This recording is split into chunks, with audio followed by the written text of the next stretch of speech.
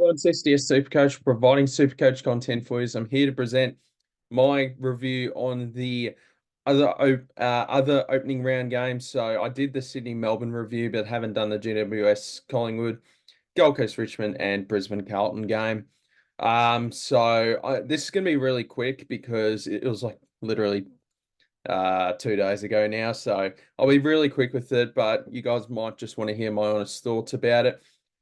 On my thoughts of opening round, as as a Supercoach fanatic, I love Supercoach, but I do think that opening round will be something that we see for the foreseeable future now. So I do think they'll continue with this. I think they really want to expand in the New South Wales and Queensland markets and just sort of promote their game as best they can and try to. I don't think they ever will outdo the NRL in terms of popularity, but it'll expand the game further and get some more people involved and interested in those states. So yeah, let's get involved. So yeah, for what it's worth, I think that opening round is staying, and I think just coaches like us are going to have to adapt. The AFL seem really happy with it. So yeah, I'd be pretty surprised if they got rid of this now.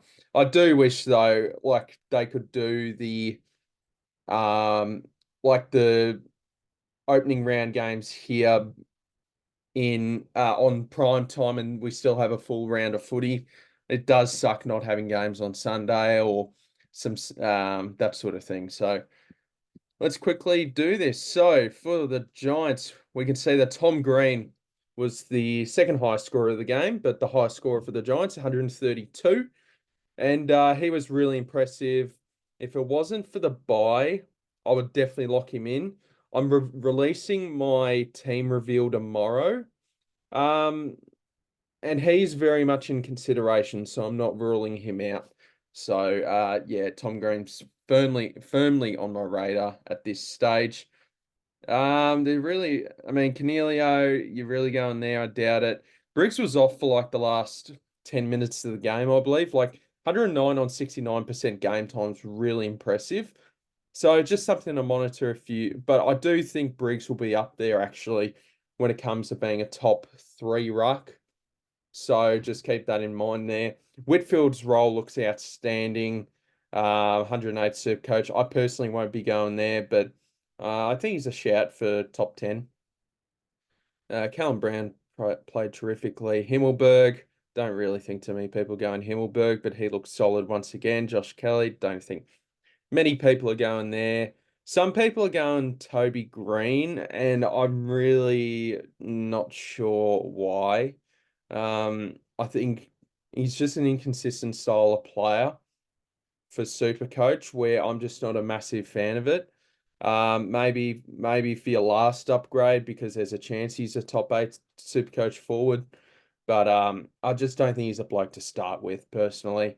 Aaron Cadman, 55. I personally think he's done enough to be in my side. So there's a little teaser there. I mean, I'll name a few blokes that are in my Supercoach team here. So Cadman's one of them. 2 goals, one. He looks a lot better than he did last year, and I was super impressed with Cadman today. So he's got West Coast and North Melbourne in the next 2 games, so that even cements this case further. I think some people will be looking to trade him out pretty early. Maybe one price rise will be enough because that's when he has his bye after the West Coast game in round 2.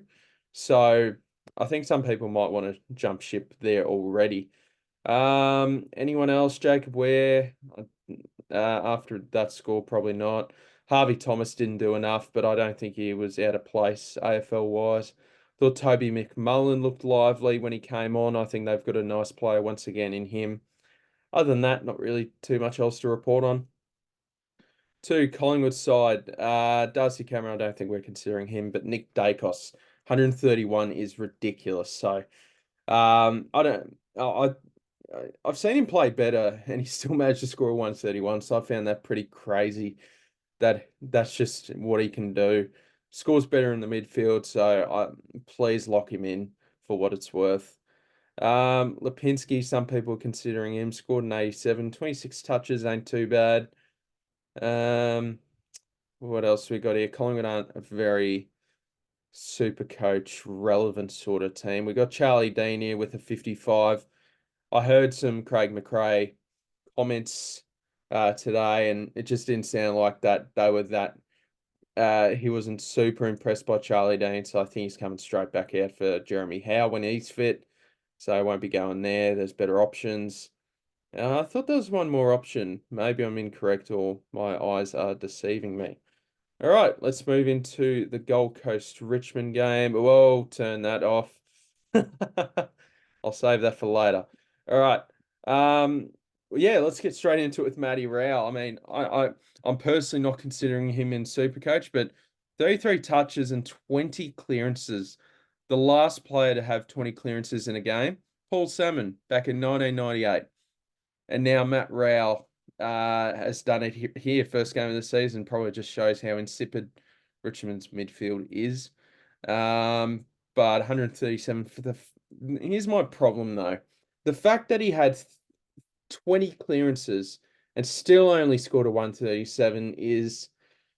I'm. I mean, it's a good score. Don't get me wrong, but it doesn't fill me with great confidence with that pick.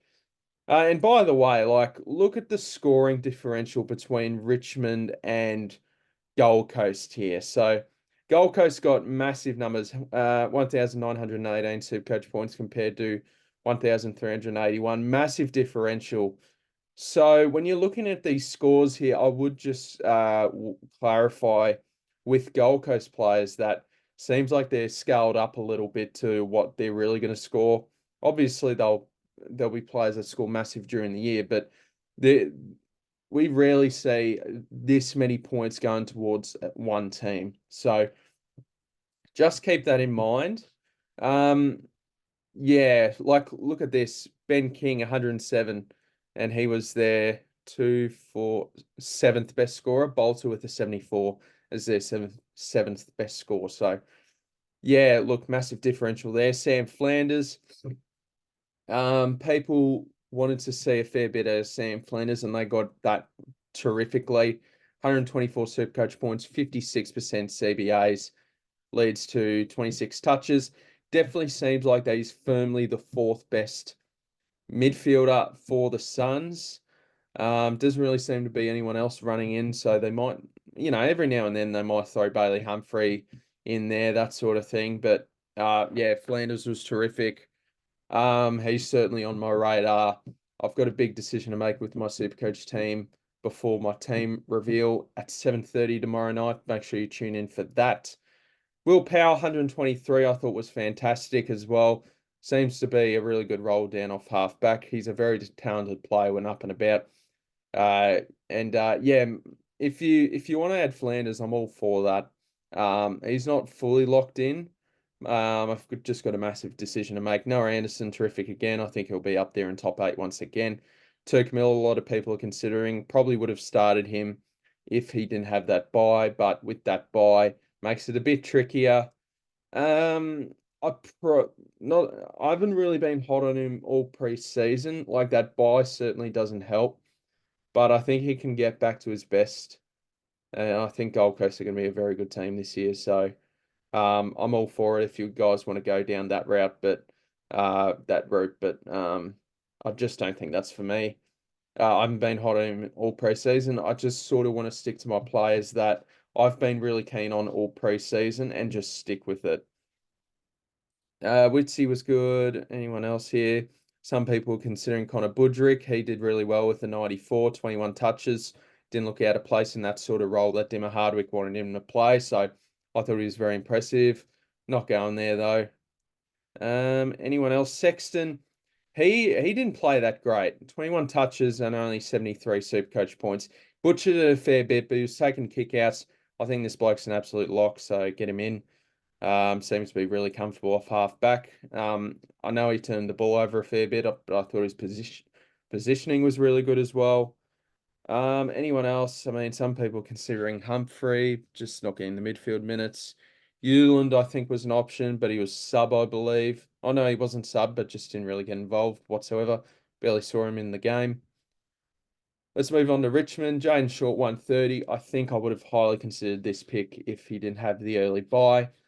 He looks terrific. I know the soft tissue injuries are there, injury history is there, but I think I thought he's been outstanding from the first match sim to right now.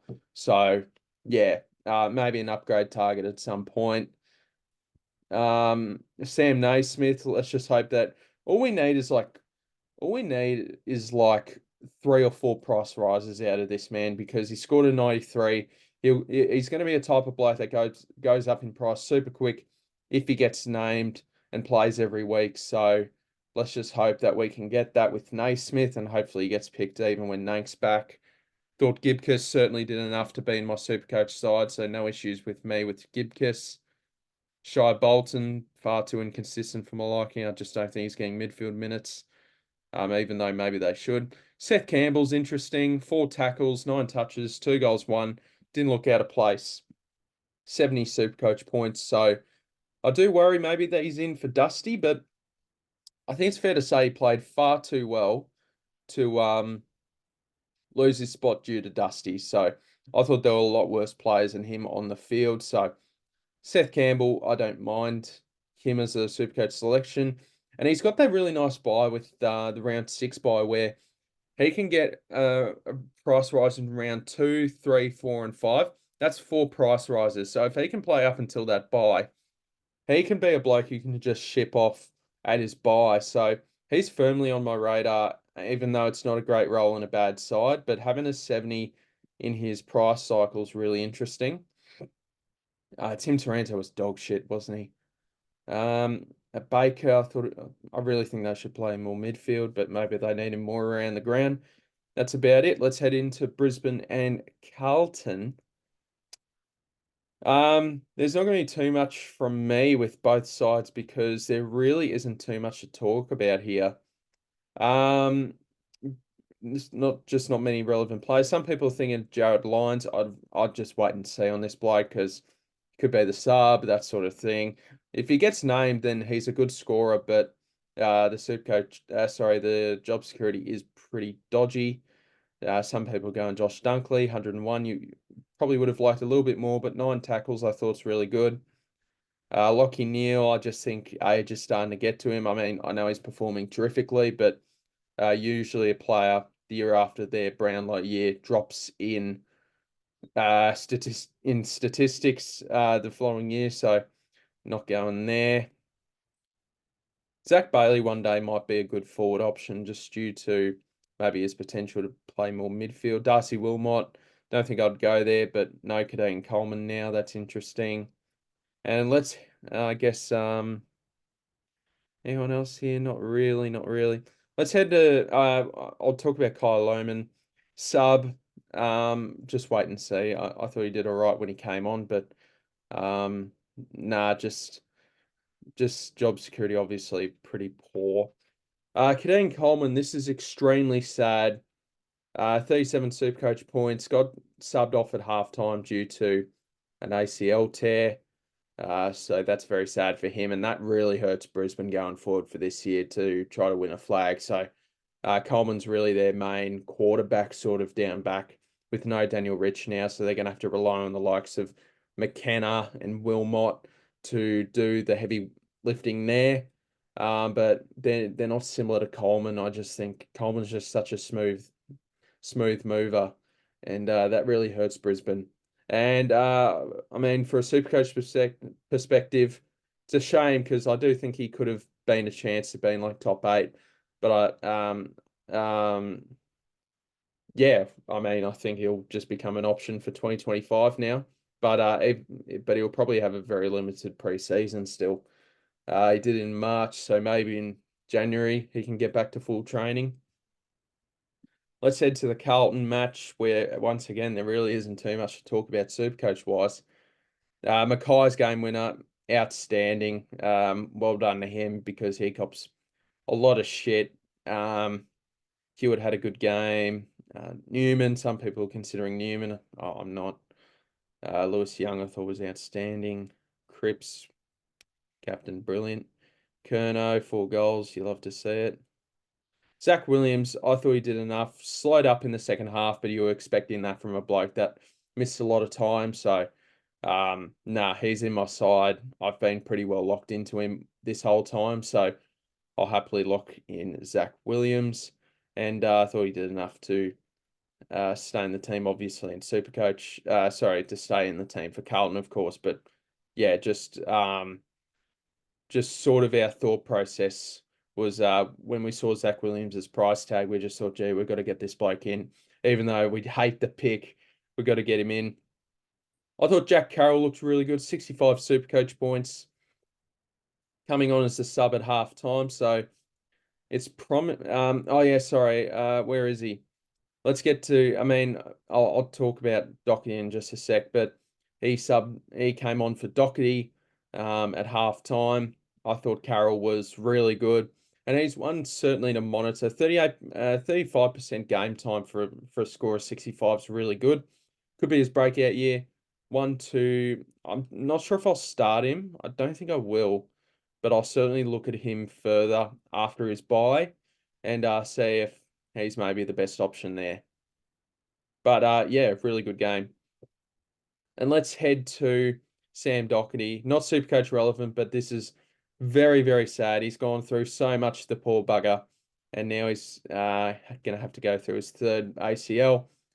This might have been the last time we've seen Sam Doherty on the field, and if this is the case, wish him all the best for the retirement, for his health, for his family.